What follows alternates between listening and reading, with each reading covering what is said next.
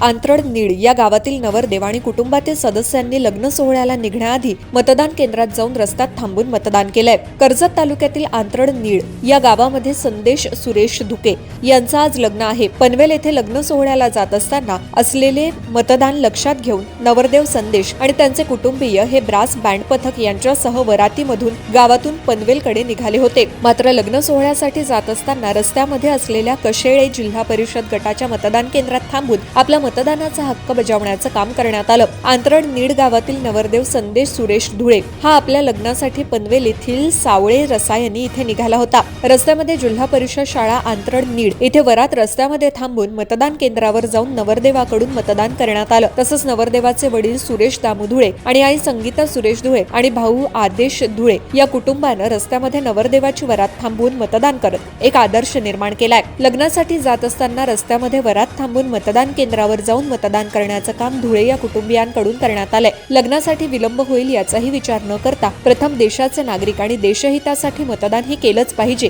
असं म्हणत रस्त्यामध्ये वरात थांबवून प्रथम मतदान केलं आणि नंतर पुढे सावळे रसायनी पनवेल इथे लग्नासाठी निघून गेले। लोकशाहीचा पाया मजबूत करण्याचं काम धुळे कुटुंबियांकडून करण्यात आलंय। संतोष पेरणे, कर्जत। मतदान आपलं प्रथम कर्तव्य आहे।